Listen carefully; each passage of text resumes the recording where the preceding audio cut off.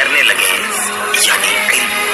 بعض نے کہا کشتی کے غرق ہونے سے مراد موت کے ذریعے بدن کا ہلاک ہونا ہے۔ جو چاہے زندگی ہمیشہ تھام لے وہ علم کو، جو چاہے زندگی ہمیشہ تھام لے وہ علم کو، اگرچہ ڈوبے کشتیاں نہ ڈوبتا یہ علم ہے، اگرچہ ڈوبے کشتیاں نہ ڈوبتا یہ علم ہے۔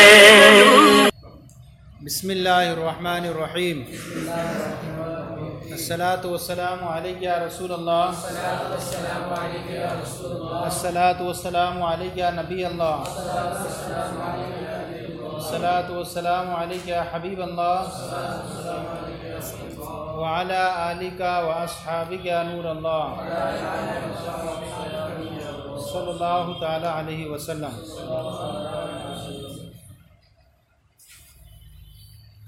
نصوص کی معرفت کے ضعیف طریقوں کا بیان چل رہا تھا، اس میں سے کوئی حدیث یا قرآن پاک کی آیت تھی، اس میں کچھ اور ثابت ہو رہا تھا۔ امام شافعی نے اس کو لے کر کے کچھ اور مسئلہ ثابت کرنا چاہا، تو ہم نے کہا کہ آپ کا اس سے یہ چیز کو ثابت کرنا یہ کیا ہے، یہ ضعیف ہے۔ اس کی دو مثالیں آپ کے سامنے، تمسک ضعیف کی دو مثالیں آپ کے سامنے پیش کی گئیں۔ یعنی حرمت علیکم المیتۃ میں یہ آپ کے سامنے بیان کیا گیا کہ تم پر مردار کو حرام کیا گیا۔ یہ آیت کریمہ صرف اس بات کو دلالت کرتی ہے کہ نہ صرف مردار کی حرمت کو ثابت کرتی، اور اس میں ہمارا کسی کا اختلاف نہیں ہے کہ مردار کیا ہے، حرام ہے۔ صحیح ہے، اس میں ہمارا کوئی اختلاف نہیں ہے کہ مردار حرام ہے، لیکن اس آیت کریمہ سے تھوڑے پانی میں مکھی کے گرنے سے پانی کے فساد کا حکم لگانا، یہ آپ کا استدلال ضعیف ہے، اور یہ کہہ کر کے کہنا کہ چونکہ یہ بھی مر گئی، مردار ہو گئی اور مر گئی، تو لہذا اس کی جو حرمت ہے یہ کرامت کی وجہ سے نہیں ہے، اور ہر وہ چیز جس کی حرمت کرامت کی وجہ سے نہ ہو کیا ہوتی ہے، وہ حرام ہوتی ہے۔ لہذا پانی کیا ہو جائے گا، مکھی کے گرنے سے ناپاک ہو جائے گا، کیونکہ یہ بھی نجیس ہے۔ انہوں نے استدلال کیا تھا، ہم نے کہا تھا ہم یہ مطلقاً آپ کی اس بات کو تسلیم نہیں کرتے ہیں کہ مردار کے اندر ہر مردار کے اندر نجس ہونا بھی پایا جائے۔ اس کے اندر پایا جائے گا نجس ہونا جس کے اندر دم ہو، دم سائل ہو، اور یہ جس کے اندر دم ہی نہ ہو تو وہ نجس بھی نہیں ہو سکتا، جس کے اندر دم نہ ہو تو وہ نجس بھی نہیں ہو سکتا۔ لہٰذا جو ہے مکھی جو ہے یہ اس کے اندر دم نہیں ہے تو حرام لیکن نجس نہیں ہے، جیسے کہ مٹی یہ ہے کہ حرام ہے اور اس کی حرمت کرامت کی وجہ سے نہیں ہے لیکن نجس بھی نہیں ہے۔ تو لہذا مکھی کے گرنے سے پانی کے فساد کا حکم مطلقاً لگانا یہ آپ کا استدلال کیا ہے، ضعیف ہے۔ تو ہر وہ چیز جو حرام ہو اگرچہ کرامت کی وجہ سے نہ ہو تو اس کی وجہ سے گرنے سے نجس نہیں ہوتی، ایسا ضروری نہیں ہے، ہو سکتا ہے کہ وہ حرام ہو لیکن نجس نہ ہو۔ سمجھ آ گیا؟ ہاں، انہوں نے جو ہے بس صرف مطلقاً کہا تھا کہ جو مردار ہے کیونکہ یہ بھی تو اس کے گرنے سے نجس ہو جائے گا۔ ہم کہتے ہیں کہ حرام تو ہے، مردار ہے لیکن نجس نہیں ہے، ورنہ تو مٹی بھی کیا ہے، حرام ہے تو پانی میں پڑی رہتی ہے۔ اب کہتے ہیں یہاں پر جو ہے بیان فرمائے اختلاف تو اس پانی کے فساد کے بارے میں ہے، اور اس حدیث آیت کریمہ سے اس بات پر کوئی دلیل نہیں ہے، لہٰذا اس سے آپ کا تمسک کرنا ہی کیا ہوگا، ضعیف ہوگا۔ سمجھ آ گیا؟ اب یہاں سے ایک چیز بیان فرما رہے ہیں، تیسرا استدلال ضعیف۔ اس طرح کے تقریباً 7 استدلال ضعیف آئیں گے آپ کے سامنے، جو ایک حدیث یا قرآن پاک کی آیت لیں گے جس سے کچھ اور ثابت ہو رہا ہوگا اور اس سے دوسری چیز کو ثابت کرنا چاہیں گے، تو ہم اس پر نقض وارد کریں گے اور کہیں گے کہ آپ کا استدلال کرنا یہ ضعیف ہے۔ وَكَذَلِكَ التَّمَسُّكُ بِقَوْلِهِ علیہ السلام، اسی طرح استدلال کرنا نبی کریم صلی اللہ تعالیٰ علیہ وسلم کے اس ارشاد سے کہ آپ نے حضرت اسماء بنت ابو بکر سے فرمایا، کیا فرمایا کہ حیض کا خون اگر کسی کپڑے پر لگ جائے تو آپ نے فرمایا ہوتی ہی اس کو پہلے رگڑو، کیا کرو؟ رگڑو، ثم اقرصی، پھر کیا کرو؟ اس کو ثم اقرصی، پھر اس کو کھرچو، کیسے؟ ناخن وغیرہ سے، ثم اغسلیہ بالماء، اور پھر اسے پانی سے دھو دو۔ یہ آپ نے فرمایا اس کے اندر کیا ہے؟ یہ ماں کا لفظ ہے، اسے پانی سے دھو دو۔ اب اس جو ہے حدیث پاک سے اس باتی ان الخل لا یزیل النجس ضعیف، اس بات کو ثابت کرنے کے لیے کہ جو ہے سرکہ جو ہے اور اسی طرح پانی کے علاوہ دوسرے بہنے والے دوسری چیزوں سے نجاست زائل نہیں ہو سکتی، ان تمسک ضعیف، یہ استدلال کیا ہے؟ ضعیف۔ سمجھ میں آیا کہ کیا ہے یہ؟ اس کے اندر یہ آیا کہ آپ نے فرمایا کہ پہلے اس کو رگڑو، پھر اسے ناخن سے کھرچو اور پھر پانی سے دھو دو۔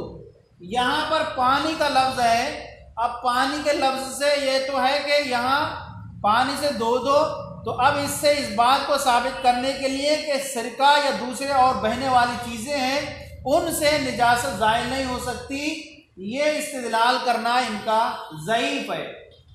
ہم کہتے ہیں اس آیت کریمہ سے صرف اتنا تو حدیث پاک سے اتنا پتہ چلتا ہے کہ دم کے دھونے کی وجوب کا تقاضا کرتی ہے، لأن الخبر یقتضی وجوب غسل الدم بالماء، اس لیے کہ یہ حدیث پاک صرف تقاضا کرتی ہے کہ خون کا دھونا واجب ہے بالماء، پانی کے ذریعے، فیتقید بحال وجود الدم علی المحل، تو یہ مقید ہوگا، کیا ہے؟ غسل دم، غسل دم یعنی خون کا دھونا مقید ہوگا اس حال کے ساتھ کہ محل یعنی کپڑے وغیرہ پر خون کے موجود ہونے کی حالت کے ساتھ کیا ہوگا؟ یہ اس بات پر دلالت کرتی ہے کہ خون کا دھونا یہ مقید ہوگا کہ خون کا پایا جانا محل پر، اگر کپڑے وغیرہ چادر وغیرہ پر پایا جا رہا ہے تو اس کو انسان پانی سے دھو لے تو وہ کیا ہو جائے گا؟ پاک ہو جائے گا۔ اس بات پر دلالت کرتی ہے ولا خلاف فی، اور اس میں تو کوئی اختلاف نہیں۔ ہم بھی کہتے ہیں کہ چونکہ پانی طہور ہے، طاہر ہے، مطہر ہے، اور پانی اصل ہے انزلنا من السماء ماء طہورا، ہم نے آسمان سے پانی کو طہور اتارا، تو یہ جو ہے اصل ہے اعتبار سے کہ اس سے جو ہے اگر کوئی کرتا ہے تو ایسی صورت میں نجاست زائل ہوگی۔ لیکن مقصود کیا ہے یہاں پر؟ مقصود یہ ہے کہ ازالہ نجاست، مقصود کیا ہے یہاں پر؟ نجاست کو زائل کر دینا۔ لہذا اگر مقصود نجاست ہے، اگر سرکے سے یا ایسی بہنے والی چیز سے ہو جاتی ہے تو وہاں پر بھی کیا ہو جائے گا؟ کپڑا کیا ہو جائے گا؟ پاک ہو جائے گا۔ ہاں، پاک نہ ہونے پر کوئی دلیل حدیث پاک میں نہیں ہے، حدیث پاک اس سے خاموش ہے، حدیث پاک میں کوئی نہیں ہے کہ کپڑا پاک نہیں ہوگا، صحیح ہے نہیں؟ اختلاف تو اس میں ہے کہ فی طہارت المحل بعد زوال الدم بالخل، اختلاف تو اس میں ہے کہ سرکے سے خون کے زائل ہونے کے بعد محل کی پاکی ہونے میں اختلاف ہے۔ سرکے کے ذریعے سے خون کی ختم ہو جانے کے بعد وہ محل، وہ کپڑے کے پاک ہونے کے بارے میں اختلاف ہے کہ وہ پاک ہوگا کہ نہیں ہوگا۔ اصل تو پانی طہور تھا کہ ہاں صحیح ہے پانی کے ذریعے سے، لیکن کہہ رہے ہیں کہ پانی کے ذریعے سے اگر پانی کے علاوہ سے کسی نے اگر دھو دیا تو یہ ہوگا کہ نجاست مطلب حکم لگے گا اس پر یا نہیں لگے گا۔ امام شافعی کہتے ہیں کہ طہارت نہیں حاصل ہوگی، اور ہم کہتے ہیں کہ طہارت حاصل ہو جائے گی، کیونکہ حسن طہارت ہو گئی، نجاست زائل ہو گئی حسن، اور ان کے نزدیک طہارت نہیں ہوگی، اور ہم کہتے ہیں کہ نص اس بات سے خاموش ہے۔ جب نص خاموش ہے لہذا اس سے آپ استدلال کرنا آپ کا کہ سرکے وغیرہ سے پاکی نہیں ہوگی، یہ استدلال کیا ہے؟ ضعیف ہے، صحیح ہے نہیں؟ دوسری بات یہ کہ یہاں پر آپ یہ دیکھیں کہ سرکے وغیرہ کے ذریعے سے بعض ایسے جو ہیں وہ نشانات، ایسی وہ جرم بھی مٹ جاتے ہیں جو پانی سے نہیں مٹتے. تو اس اعتبار سے سرکہ بھی کیا ہو گیا؟ ابلغ ہو گیا کس میں؟ پاک کرنے میں. مزید یہ آپ یہاں دیکھیں، اگر کوئی محل نجاست سے کپڑے کو کاٹ دے، کیا کر دے؟ یا جو کپڑے کو کاٹ دیا اس نے محل نجاست کا کپڑا، اب بتائیے کہ پانی کا استعمال ساقط ہوگا کہ نہیں ہوگا اس سے؟ یہاں کپڑے پہ لگی تھی نجاست، ہم نے یہی کاٹ دیا، بتائیے پانی کا استعمال ساقط ہوگا کہ نہیں ہوگا؟ پانی کا استعمال ساقط ہو گیا. اگر پانی کا استعمال واجب ہوتا تو کپڑے کاٹنے کے بعد بھی پانی لگانا اس پر کیا ہوتا؟ لازم ہوتا. تو اصل مقصود کیا تھا؟ ازالہ نجاست ہوا، نجاست زائل ہو گئی. تو نجاست کا زائل ہونا سرکے اور بہنے والی چیزوں سے ہو رہا ہے، لہذا اس سے ہو رہا ہے، اور نص اس کے بارے میں خاموش ہے. نص کچھ نہیں کہتی ہے کہ کپڑا پاک نہیں ہوگا، لہذا آپ کا کپڑے کے پاک نہ ہونے پر استدلال کرنا اس سے کہ سرکے وغیرہ سے کپڑا پاک نہیں ہوگا، یہ آپ کا استدلال ضعیف ہے. سمجھ میں آ گیا؟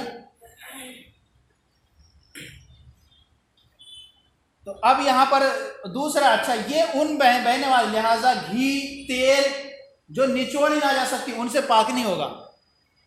صحیح ہے؟ نہیں، گھی ہے، تیل ہے، یہ نچوڑے نہیں جا سکتے صحیح طور پر، اس میں چکناہٹ پھر بھی برقرار رہ جائے گی.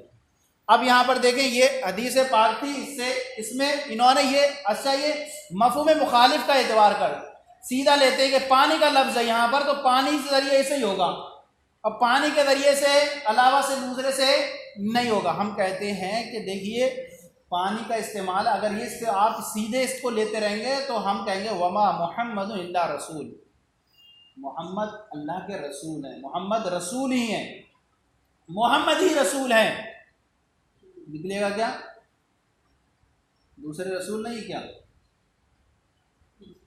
اگر یہاں پر رہیں گے کہ اس کو آپ سیدھے لیتے رہیں گے، پانی لفظ پانی آیا ہے، پانی کے ذریعے سے ہی ہوگا تو دوسرے سے نہیں ہوگا. تو آپ ایسے اگر استدلال کریں گے تو ایسے بہت ساری جگہ میں لازم آئے گا مقبول مخالف کے، یعنی کہا گا محمد اللہ رسول، محمد نہیں مگر رسول ہی، محمد ہی رسول ہیں، دوسرے رسول نہیں.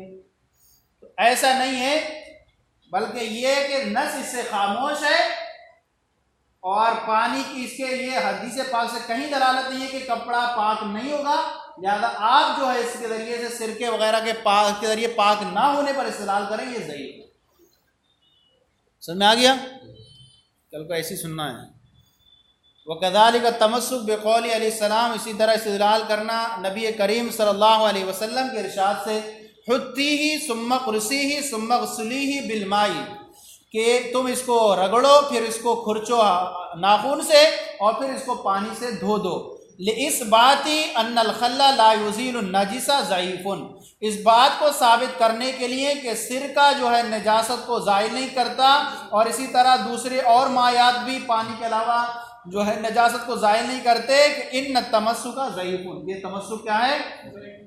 ضعیف ہے. لأن الخبر یقتضی وجوب غسل الدم بالماء، اس لیے کہ خبر یہ تقاضا کرتی ہے وجوب غسل الدم بالماء، خون کے دھونے کے وجوب کا، بالماء پانی کے ذریعے سے. فیتقید بحال وجود الدم علی المحل، تو یہ مقید ہوگا، کون؟ وجوب غسل الدم، یہ مقید ہوگا ایسی حالت کے ساتھ کہ وجوب الدم علی المحل، محل پر وہ دم کا پایا جانا. محل کیا؟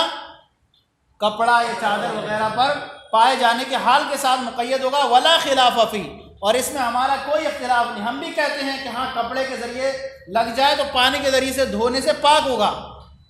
انما الخلاف فی طہارت المحل بعد زوال الدم بالغل، اختلاف تو اس میں ہے کہ سرکے کے ذریعے سے خون کے زائل ہونے کے بعد محل کے پاک ہونے کے بارے میں اختلاف ہے.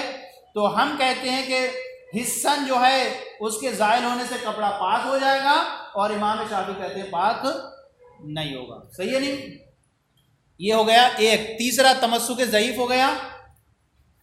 آگے چلیں. وَكَذَلِكَ التَّمَسُّكُ بِقَوْلِ علیہ السلام، اسی طرح استدلال کرنا نبی کریم صلی اللہ تعالی علیہ وسلم کے ارشاد سے فی 40 شاتن شاتن، 40 بکریوں میں ایک بکری ہے، کس میں؟ زکوٰۃ میں نصاب ہے کہ اگر 40 بکریاں ہو جائیں تو ایک بکری کیا ہے؟ زکوٰۃ میں ادا کی جائے۔ یہ جو ہے امام شافعی کے نزدیک یہ ہے کہ لِإِثْبَاتِ عدمی جوازی دفع القیمتی ضعیف، یہ جو ہے اس حدیث پاک سے استدلال کرنا، اس بات کو ثابت کرنے کے لیے کہ قیمت کا ادا کرنا جائز نہ ہونے کے لیے استدلال کرنا، لِإِثْبَاتِ قیمت کے ادا کرنے کے جائز نہ ہونے کو ثابت کرنے کے لیے استدلال کرنا، یہ کیا ہے؟ ضعیف ہے۔ کیا مطلب؟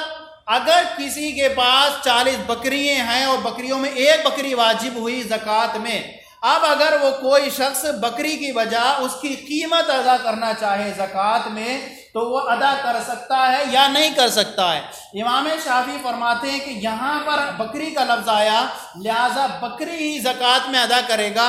اگر اس کی جگہ میں قیمت ادا کرے گا تو وہ قیمت ادا کرنا وہ بکری کی جانب سے صحیح نہیں ہوگا اور زکوٰۃ ادا نہیں ہوگی، کیونکہ خبر یہ بکری کے وجوب کا تقاضا کرتی ہے، صحیح ہے نہیں؟ ٹھیک ہے، تو ہم کہتے ہیں کہ لِأَنَّهُ يَقْتَضِي وُجُوبَ الشَّاةِ وَلَا خِلَافَ فِيهِ، خبر تو تقاضا کرتی ہے وجوب الشاة، بکری کے وجوب کا، ولا خلاف فی، اور اس میں کوئی بھی اختلاف نہیں ہے۔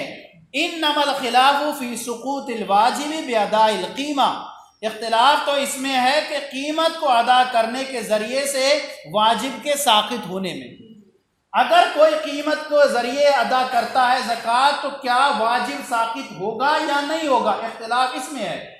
امام شافعی فرماتے ہیں کہ واجب ساقط نہیں ہوگا، ہم کہتے ہیں کہ یہاں پر واجب جو ہو جائے گا ساقط ہو جائے گا۔ اور اصل مقصود دیکھیں تو یہاں مقصود کیا ہے؟ زکوٰۃ کے ذریعے سے فقیر کی حاجت روائی، کیا ہے؟ حاجت روائی، فقیر کی حاجت ضرورت کو پورا کرنا، اور فقیر کی حاجت اور روائی جو ہے بکری کو دینے سے زیادہ جو ہے پیسہ اور قیمت دینے میں زیادہ ہو رہی ہے۔ بکری وہ لے کر کے کہاں جائے گا؟ بازار جائے گا، پتہ نہیں بکے یا نہ بکے، اور اس کو ضرورت ہے کچھ اور مال کی، بکری کی نہیں ہے، تو اب اس کو ہم قیمت دے دیں گے تو وہ قیمت کا اس کو دینا اس کی حاجت روائی میں زیادہ مؤثر ہوگا، اور بکری کو قیمت دینے میں بھی حاجت روائی ہو رہی ہے یہاں پر، لہٰذا اس کو اگر کوئی ادا کرتا ہے تو کیا ہو جائے گی؟ اس کی زکوٰۃ ادا ہو جائے گی۔ سمجھ میں آیا جی؟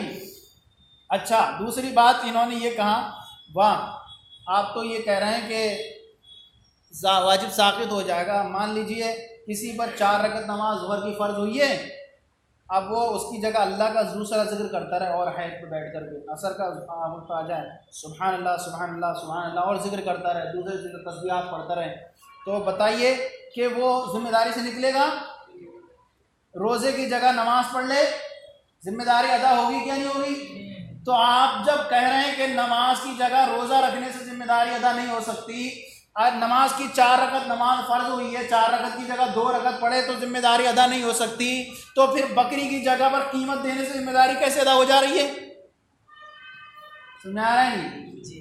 تو ہم کہتے ہیں کہ دیکھیں کہ نماز کے اندر رکعتوں کی جو تعداد ہے اور سزاؤں جو ہیں یا ایک عبادت جو مقرر کی گئی ہے دوسری جگہ، یہ صرف غیر معقولی ہیں، کیا یہ قیاس کو اس میں دخل نہیں ہے، قیاس کو اس میں دخل نہیں ہے، لہٰذا یہاں پر جو ہے ایک عبادت کو ادا کرنے سے دوسری ذمہ داری سے نہیں نکلے گا، یہ جو ہے عقلی نہیں ہے، عقل میں آنے والی نہیں ہے، اس میں قیاس کو کوئی دخل نہیں ہے۔ برخلاف بکری کی بجا قیمت کا دینا، اس کی علت کیا ہے؟ فقیر کی حاجت روائی کرنا، اور یہ قیمت میں موجود ہے، صحیح ہے؟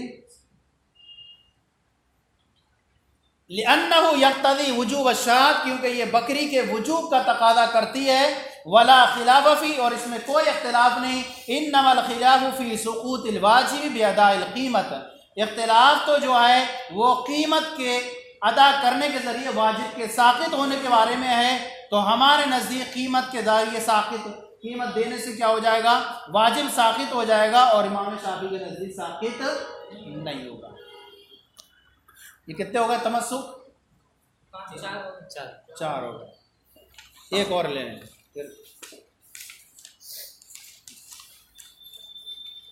وَكَذَلِكَ التَّمَسُّكُ بِقَوْلِهِ تعالیٰ، اسی طرح استدلال کرنا اللہ تعالیٰ کے اس ارشاد کے ذریعے سے وَأَتِمُّ الْحَجَّ وَالْعُمْرَةَ لِلَّهِ، حج کو اور عمرہ کو پورا کرو اللہ کے لیے.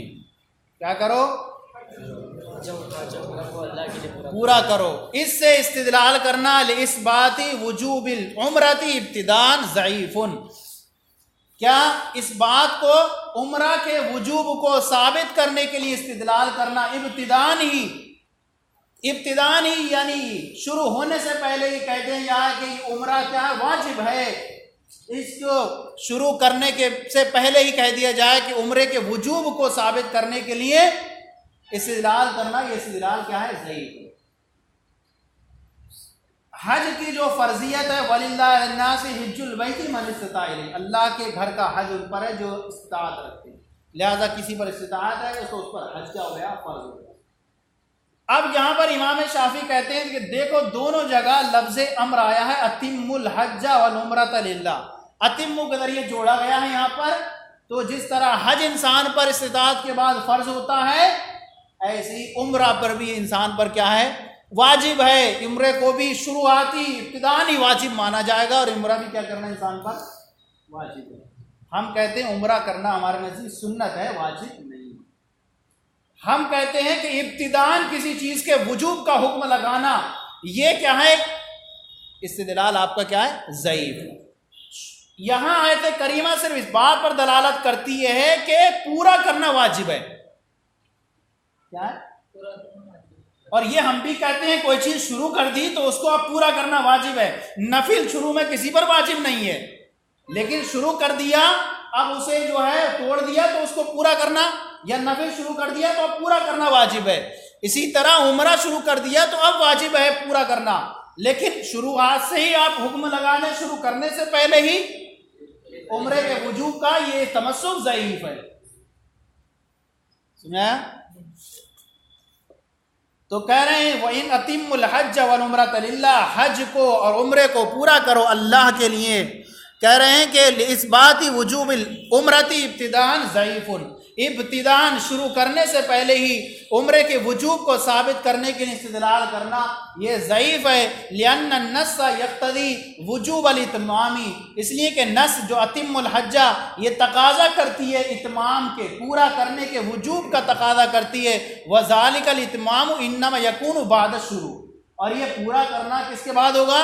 شروع کرنے کے بعد ہوگا. وَلَا وَخِلَافَ فِيهِ، اور اس میں کوئی اختلاف نہیں. ہم بھی کہتے ہیں کیا جب شروع کر دیا تو اس کو پورا کرنا واجب ہے، نفل واجب نہیں ہے لیکن شروع کر دیا.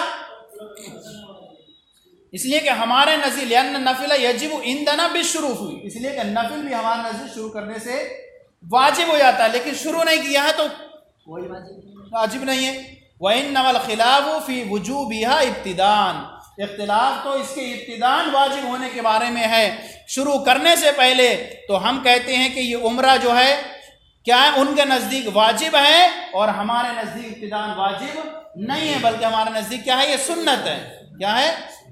سنت ہے. تو یہ تمسک ضعیف دیکھیے آپ کے سامنے بیان کیے گئے یہاں پر کہ آیت کریمہ یا حدیث پاک سے کچھ ثابت ہو رہا تھا، اس سے جو ہے دوسری چیز کو ثابت کرنے کے لیے آیت کریمہ سے استدلال کرنا. یہ آپ کے سامنے 5 طریقے بیان کیے گئے جہاں پر ان کا استدلال کیا تھا؟ ضعیف تھا. آگے جو ہے 6واں اور 7واں طریقہ پھر بیان کریں گے، اور پھر آگے یہ بیان کریں گے کہ ہمارے نزدیک کوئی بھی چیز ہو منہی عنہ ہونے کے بعد بھی وہ مشروع ہو کر برقرار رہتی ہے. منہی عنہ کو ہو کر بھی مشروع ہو کر برقرار رہتی. امام شافعی کے نزدیک جو جس سے روکا گیا ہے اس سے کوئی چیز اس کا ثبوت نہیں ہو سکتا، کیونکہ جس سے روکا گیا وہ حرام ہے، اور کسی چیز کا حاصل کرنا یہ ایک نعمت ہے، اور نعمت کا حصول کسی حرام فعل سے نہیں ہو سکتا.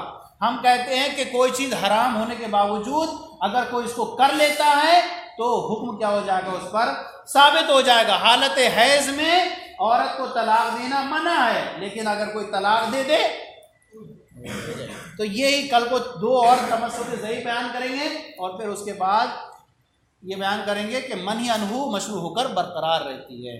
چلیں. صلو علی الحبیب صلی اللہ علیہ وسلم. اللہ